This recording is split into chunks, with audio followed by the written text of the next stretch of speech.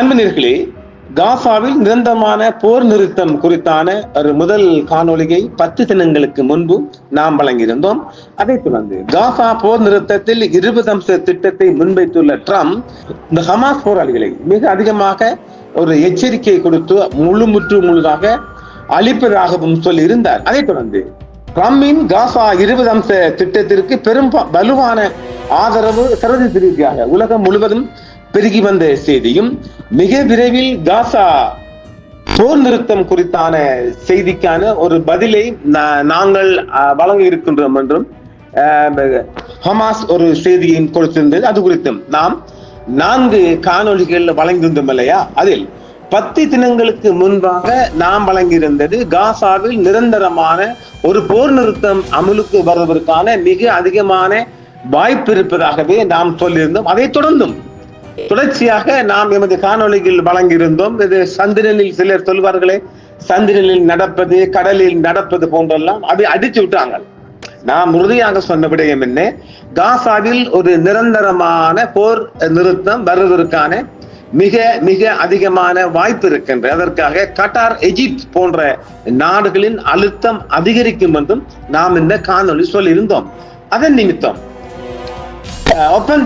ஒப்பந்தம் முற்றுமுழுதாக நிறைவேறியிருக்கின்றது. 2 நாடுகள் ஹமாஸ் அணியினரும் அமெரிக்காவின் மேற்பார்வையின் கீழ் இஸ்ரேல் திட்டமிட்டவாறு கையெழுத்திட்டு அது தற்பொழுது இன்று வெள்ளிக்கிழமை முதல் அமலுக்கு வருகின்றது. ஒப்பந்தத்தின் முதல் கட்டத்தில் ஒரு போர் நிறுத்தம் அடங்கும். அதன் செயல்படுத்தல் தேதி இன்னும் அதிகாரப்பூர்வமாக தீர்மானிக்கப்படவில்லை என்று சொல்லப்பட்டாலும் அது இன்று மாலை முதல் அமலுக்கு வருவதாக நாங்கள் பார்க்கின்றோம். 2000க்கு மேற்பட்ட பலஸ்தீன கைதிகளை விடுவிப்பதற்கு ஈடாக, அதாவது பலஸ்தீன கைதிகள் சுமார் 2000 மக்களும் அடங்கலாம், ஹமாஸ் போராளிகளும் அதுக்குள் அடங்கலாம்.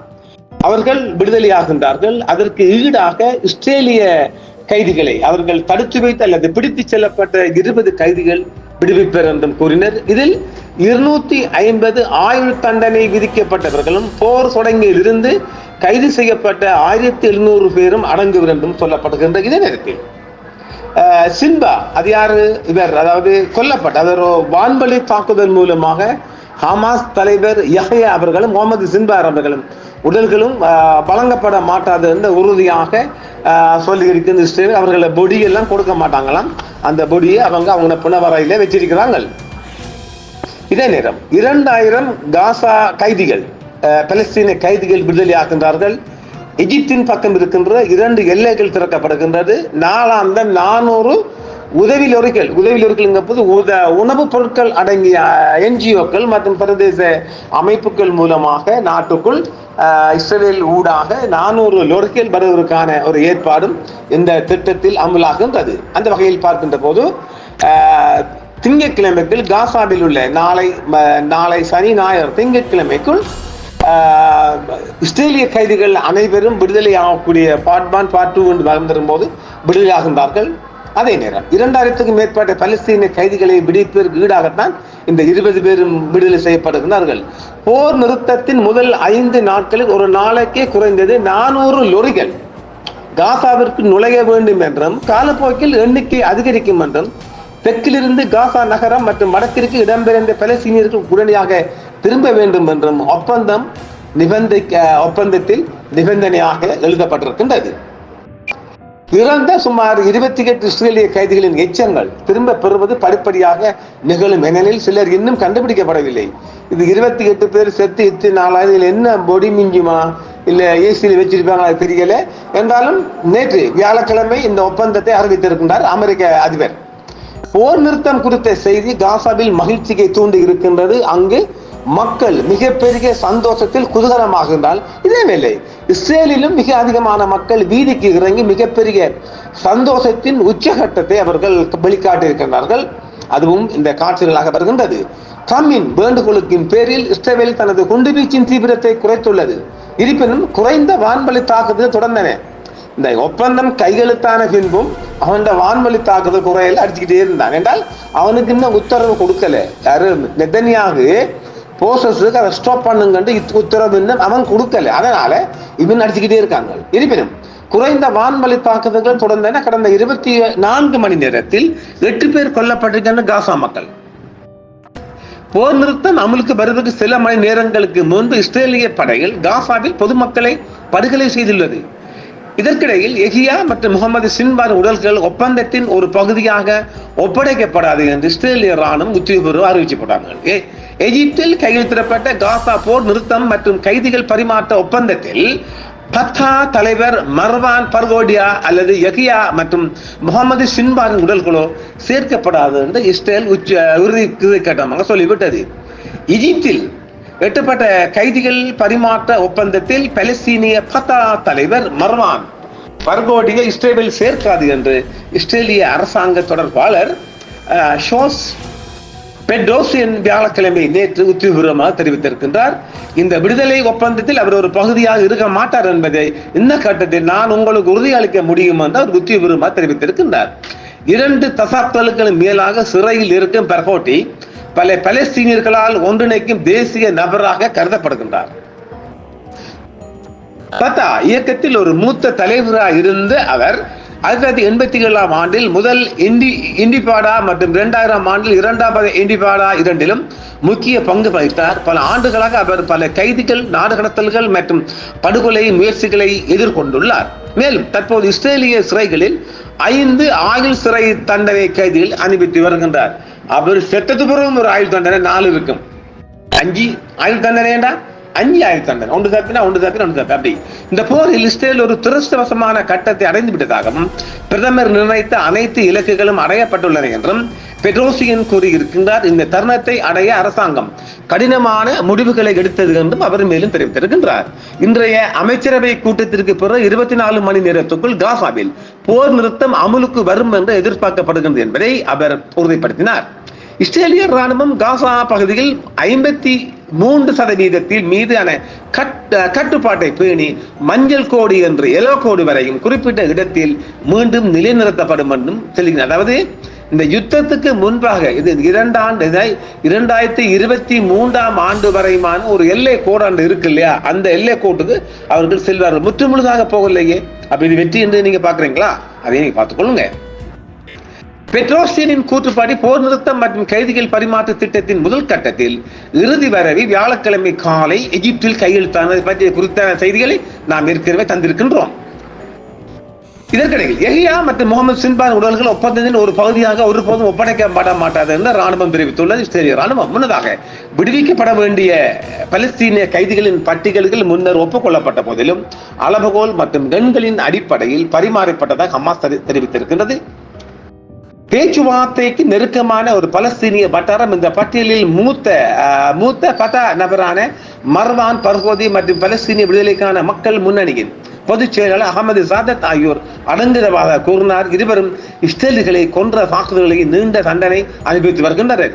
திங்களன்று எகிப்தில் சர்வதேச அளவில் மத்தியஸ்தம் செய்யப்பட்ட பேச்சுவார்த்தைகள் தொடங்கியவுடன் 4 உயர்மட்ட பலஸ்தீன கைதிகள் ஹமாஸ் எந்த பரிமாற்றத்திலும் தங்கள் அரசியல் மற்றும் குறியீட்டு முக்கியத்துவத்தை காரணம் காட்டி கோரும் முக்கிய பயிற்சி பொருளாக அவர் மாற்றியிருக்கின்றார்.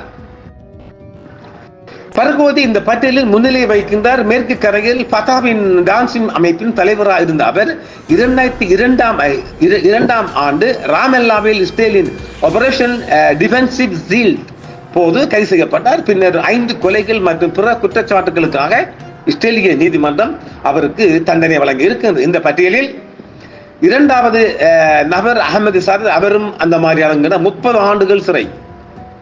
2வது நபராக மேற்கு கரையில் கசாம் படைப்பிரிவின் முன்னாள் செயல்பாட்டு தளபதி இப்ராஹிம் ஹமேத்தையும் விடுவிக்கும் ஹமாஸ் அழைப்பு விடுத்திருக்கிறது. அதையும் அவர்கள் ஜெருசலத்தில் அவர் 54 ஆண்டுகள் ஆயுள் தண்டனை பெற்று வருகின்றார். அப்ப அதெல்லாம் பெற்றது புறாமல் சேரும்.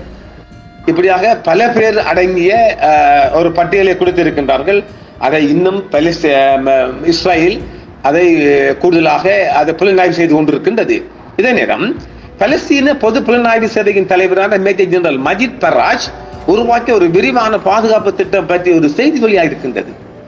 அல் ஷிபா மருத்துவமனை வளாகத்தில் இருந்து தகவல்களை சேகரிக்க படையின் முக்கியமான உறுப்பினர்கள் நியமிக்கப்பட்டிருந்தார்கள். இதை குறிப்பிட்டு தான் இவர் இந்த அல் ஷிபா ஹாஸ்பிட்டலை தாக்கினான். அதையும் நீங்க பார்த்துக்கொள்ளலாம். 3 கட்டங்களை அடிப்படையாக கொண்டதாக கூறப்படும் இந்த திட்டம் காசா பகுதியின் நிலைமையை நிர்வகிப்பதை நோக்கமாக கொண்டது என்று சொல்லப்படுகின்றது. தலைவராக மேஜர் ஜெனரல் இவர் தான் இந்த இங்க எமது புலிகள் இயக்கத்தின் பொட்டமான் போன்று என்று சொல்லலாம்.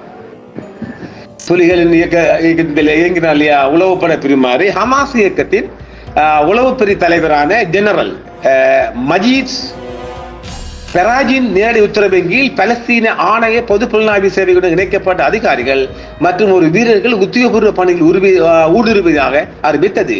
பெராஜின் திட்டத்தின் முதல் கட்டம் பலஸ்தீன ரெட் கிரஷண்டின் மறைவின் கீழ் உணவு பாதுகாப்பை உறுதி செய்வதை ஒரு அடிப்படையாக கொண்டது என்றும் சொல்லுகின்றார்.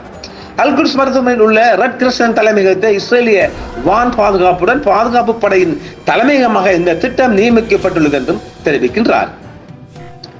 காசாவில் உள்ள பாதுகாப்பு படையில் இந்த கூறுகளை கையாண்டதாகவும் அவர்களில் 10 பேர், அதாவது இந்த ட்ரக் எல்லாம் வருது இல்லையா, அந்த ட்ரக்கில் ஹமாஸ உளவு பார்க்கக்கூடிய உளவாளிகள் இறக்குமதி ஆகின்றார்கள்.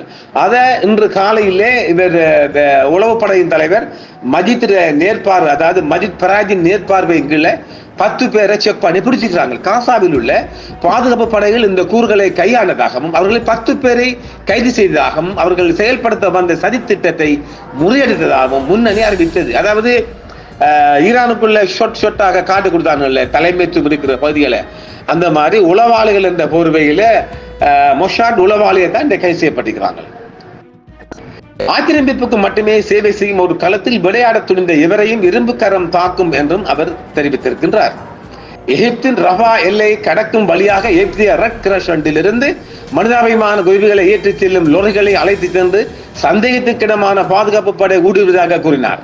நேற்று எகிப்திய கிரசன் லாரிகளுடன் நுழைந்த சந்தேகத்துக்கிடமான பாதுகாப்பு படை ஆக்கிரமிப்பு படைகளுடன் அதன் நடவடிக்கைகளை ஒருங்கிணைத்தது என்றும் சொல்லுகின்றார். இந்த நடவடிக்கைக்கு PA புலனாய்வு பிரிவின் தலைவர் பவோஷ் ஃபராஜ் ஏமாற்றும் வகையில் நடத்தியிருக்கிறார். அவரை ஒரு ஏமாற்றி கொண்டு போறதான் பார்த்திருக்காங்க. என்றும் உங்களுடன் சன்ரைஸ் இந்தியா டிவி சப்ஸ்கிரைப் பண்ணுங்கள், பெல் பட்டனையும் கிளிக் செய்யுங்கள். உங்கள் ஆதரவே எங்கள் சேவை. ஆதரவு தாருங்கள், அரவணைப்போம். மறக்காம சர்ப்ரைஸ் பண்ணுங்க. Thank you.